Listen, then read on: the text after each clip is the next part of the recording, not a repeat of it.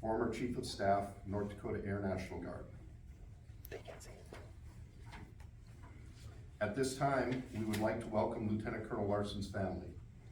His children, daughter Sarah and son Finn, mother Valerie Hain, brother Derek Larson, brother Kent Larson and his son Jackson, sister Kara Worker and her son Bowden, his uncle and aunt, Dr. Thomas Fellman, Lieutenant Commander, retired U.S. Navy, and his wife, Kathy Fellman. We also welcome all other friends and family joining us today in person as well as online.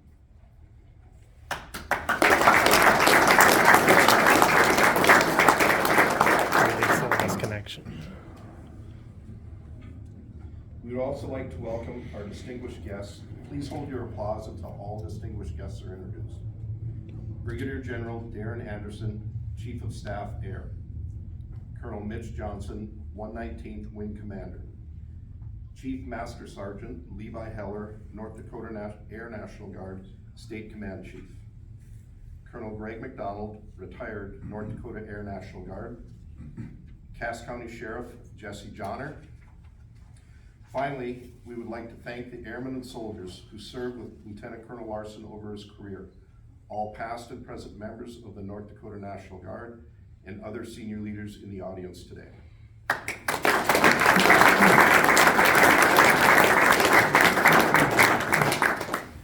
Ladies and gentlemen, please rise if you are able while Chaplain Nelson delivers the invocation.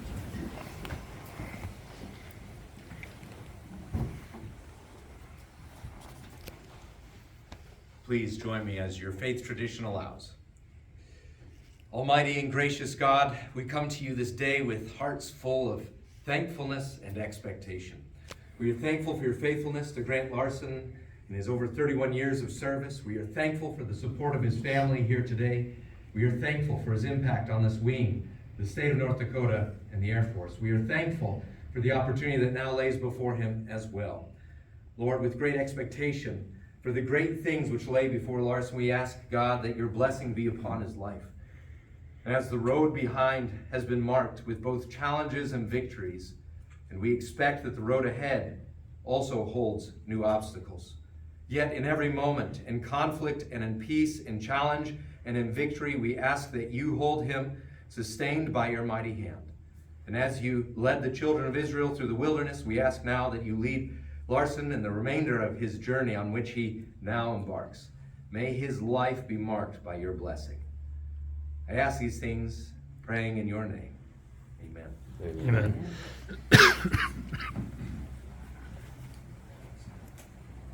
Thank you, Chaplain Nelson. Ladies and gentlemen, you may please be seated.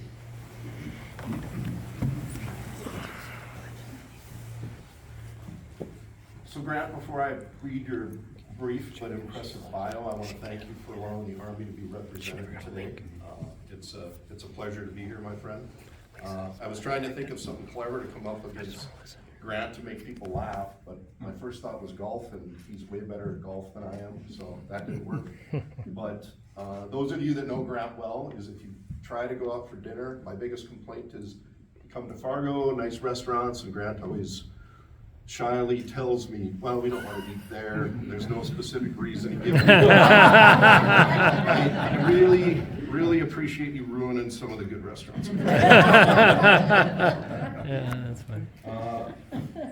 Lieutenant Colonel Larson began his career in 1988 when he enlisted in the North Dakota Air National Guard as an egress systems specialist. He earned his commission through the Air National Guard's Academy of Military Science in 2003 and served as an aircraft equipment maintenance flight commander and the aircraft maintenance squadron commander while assigned to the 119th Wing, Hector Field, Fargo, North Dakota. Based on his extensive state active duty experience responding to historical flooding in North Dakota, Lieutenant Colonel Larson was assigned in 2013 to the North Dakota Air National Guard Joint Force Headquarters in Bismarck, North Dakota. During his tenure in Joint Force Headquarters, he was appointed to the domestic operations unit and served as the operations planning group officer, the deputy J4 director of logistics, and the Deputy Director of the Dom Ops Unit. Lieutenant Colonel Larson's awards and decorations include the Meritorious Service Medal, Armed Force Commendation Medal, Air Force Achievement Medal, Air Force Outstanding Unit Award, Air Force Meritorious Service Medal, the National Defense Service Medal, and the Humanitarian Service Medal. Ladies and gentlemen, at this time, I welcome General Schulte to say a few words.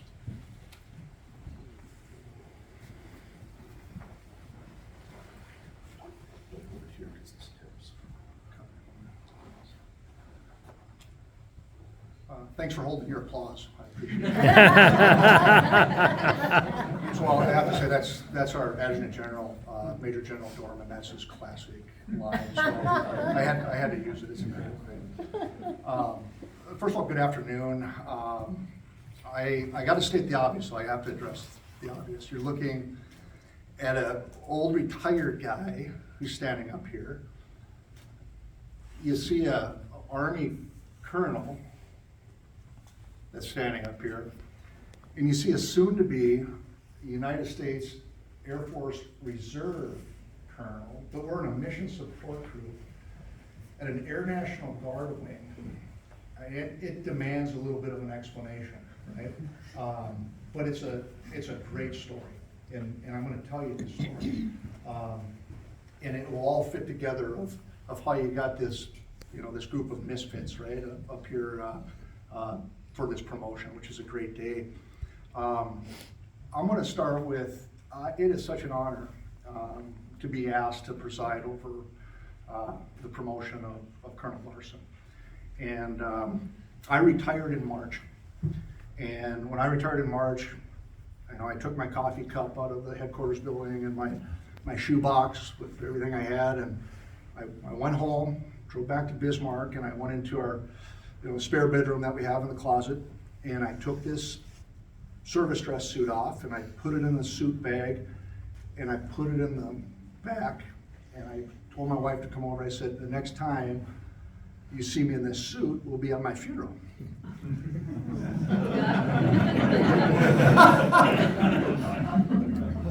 This is the second time I've worn this suit since March. So I had the honor to do a retirement for one of my officers from the medical group, and then and this certainly is a distinct honor for one of the officers that joined Force Headquarters. So I am very humbled to be here. What a career. He starts 1988 enlists in egress, and then completes his education, gets a direct commission in '93, and comes on to aircraft maintenance and goes through all the development, as a flight commander, as a squadron commander, and doing all the great things. And then in 2013, he leaves the wing. And you have to take a step back and say, how is that working out?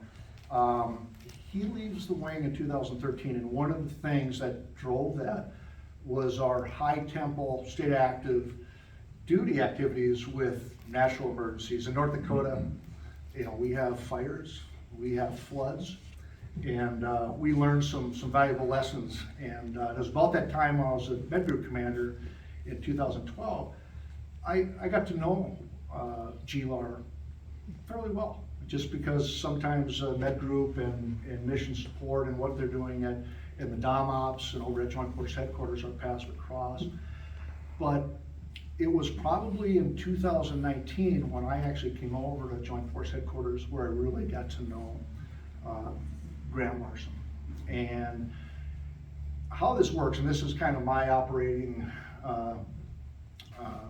operational modus operandi, as they call it, is I like to get to know, all my people, all the people that we work together. So coming over to a new Joint Force Headquarters, Grant had actually been there the longest. He had been there since 2013, so he knew the lay of the land. And one of the things we sat down right away, and you got to help me out here, tell me what goes on here at Joint Force Headquarters, what do you do? And he was in operations and planning, And so I had said, well, explain that to me.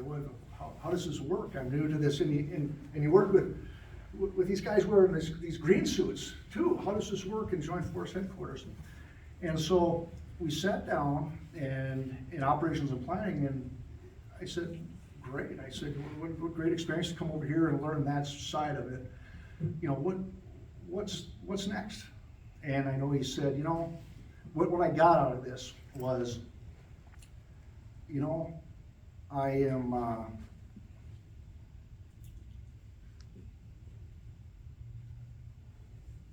capable, I desire, and I'm willing. And it was kind of those three things.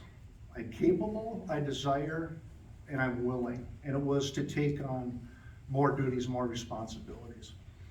And we sat down and we said, all right.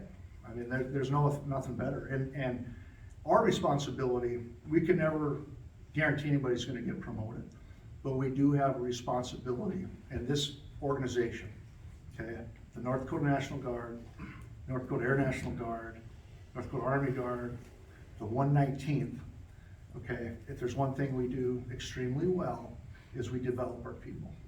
And so with that said, we are about to put pen to paper on what's next. This is 2019, I'm 6 months into the position of the job, and COVID hits. And I'm telling you, it's all hands on deck. And it was at that point where it's a joint effort. There's absolutely no question from what we did within our state. And you know, this is where we work. If you guys did mobile testing back in that day where you're pulling up in your car and getting tested, okay, it's this gentleman right here who's running those mobile testing operations. It's very difficult, very, very challenging. When we ran a task force, Red River Cass County Task Force, to do work with businesses, and this is in obviously this area, this Fargo area, a difficult job. We asked Lieutenant Colonel Larson at that time, who was Director of Public Health over there working that, to take off that suit and tie and put on a military uniform and be activated. And that's a difficult task. In one moment he's working with his civilian comrades and colleagues, and then the next minute he's working with that same group, but he's wearing obviously the uniform. But I want to tell you something. That is the strength of the Guard, and it's the strength of a drill status guardsman, because he instantly brings street credit. And so when we brought some of our other members into that task force, no one better as that liaison to communicate and to facilitate that teamwork with our local public health, our state public health, and our local businesses. And that is absolutely the strength. From that experience, you know, and Grant's message early on was, I'm capable, I desire, and I will. Grant had to do all the things, and there's a certain thing, if you want to take on additional responsibilities, you have to do. You have to do your PME, you have to do your Air War College. You have to put in that extra time and effort and take on those new responsibilities. And so coming off of COVID and his efforts and what he brought, it was very obvious. And unfortunately at the time, our Dom Ops director, and this is who now is our assistant adjutant general for air, was the Dom Ops director. And very quickly, he knew the lay of the land, working with the joint with the Army. And Grant, we put him in these higher levels of responsibility as within the J4 with logistics. And within that time frame, we gave him, you know, more responsibility and more efforts as the deputy director. But in all of this, there was no guarantees. All we can do is say we can give you opportunities to develop, and that's all we could do. There's no guarantees, and Grant knew that. But what a great experience for the role that he's about to go in. working jointly. And the experiences and what he's learned from our Army comrades throughout this, his liaison with state and public officials, really sets him up for this EPLO position, which we'll talk about in just a bit. But it's why we're here. It's why we're here today, and you bring this eclectic group, and we have quite a few of folks you worked with in the wing after all these years in mission support. You have quite a few of our Army components from the Joint Force Headquarters that are here to recognize these efforts, and it's important that we do, because it's such a great story in his willingness as an airman to take on these additional responsibilities and be successful. So again, here we are. I'm going to leave you with probably 3 take-homes, and I thought about this a little bit. First of all, Grant Larson did not do this alone, and he'll probably be the first to tell you that. There's many people that are not wearing the uniform that supported him, and certainly Valerie, as his mother, you can be very proud. Not an easy journey, but all the things through from raising him to supporting him throughout his certainly civilian and military career. His 2 children, Sarah and Finn. Hey, I got 2 kids, and I know it's not always easy. It's not always fair, right? Dad's got to be here. Dad's got to do this. Probably misses a few birthdays. By the way, happy birthday, right? A couple of days ago. But I want to thank you. You serve right along with us. You have served, and thanks for all the support you've provided your dad, and certainly his siblings and sister and brothers that are here. There's no question. Grant Larson did not do this alone. He had tremendous support. Second message I want to give, and this is for all airmen that are out there, and if you're a junior officer, the best thing you can ever do is have that growth mindset and that attitude of, you know what, I am willing, I'm capable, and I desire to take on more of these great responsibilities. That's a great mindset to have, and Grant had to have that to take on more responsibilities. We don't know where that path is going to end. We are never sure if this path would ever lead to promotion. We never promised that. But what we did say is, we'll give you some opportunities, and what you do with those opportunities, that's where this goes, okay? So that's the second thing. If you're an airman in there, this is a great story. This is a great lesson. If you're ever looking at, and you're at the wing, you're saying, geez, this Joint Force Headquarters thing, should I consider that? You're gonna see what the wing leadership and what everyone, what we do with our airmen to develop them and give them opportunities. So keep that in mind. Third thing, and I'm gonna give this to senior leaders that are in here, if you're a supervisor, you have one obligation, and that is to develop your people, and to develop them from the time they raise their hand, okay, to the time they, I guess, get a retirement pin and tell them to put their service dress back in the closet. Okay? You owe them to develop them, not promote them. There's so many variances on that, but if they're capable, if they're willing and they desire, it is our responsibility as a senior leader to develop them. And I don't care if you are a AGR, I don't care if you are a technician, and I don't care if you're a drill status specimen. You develop every airman, and you develop them throughout their career, give them those opportunities.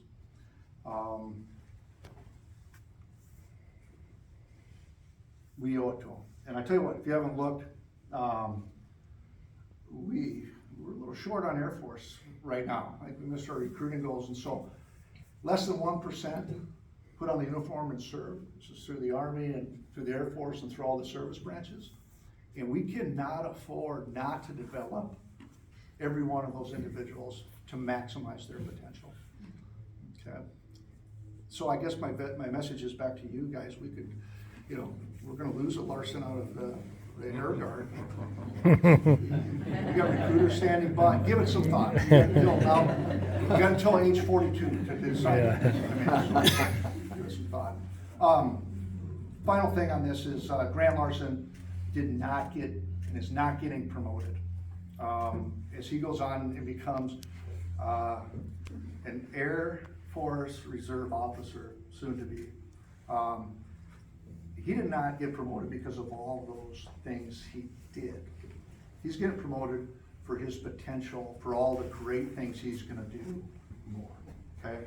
And some will say, listen, you guys, as an organization, put all this time and effort into this airman from the very beginning, starting back in 1988. And what do? We lose. We're not even gonna have them in, not even the hooligans, but you're not even gonna have them in the North Dakota Guard, and you're not even gonna have them in the Air National Guard. The reserves get them. And I'll say this, one Air Force, 3 components, and 1 standard, and that standard is excellence. And you gotta tell me, when we have our next emergency, or there's an emergency planning exercise, and Colonel Larson comes into our state for FEMA Region 7? Yes, sir. When he pulls away that OCP, there'll be a t-shirt on there, there's a good chance it has a happy hooligan. And so, we win. And so, Grant, we talked about all the great things to come and why we're promoting. It's not what you've done, it's what's in your future for the Air Force, for the organization, for the enterprise. And couldn't be more proud to do what we need to do here to swear you in and get you promoted. Thanks, sir. Well done.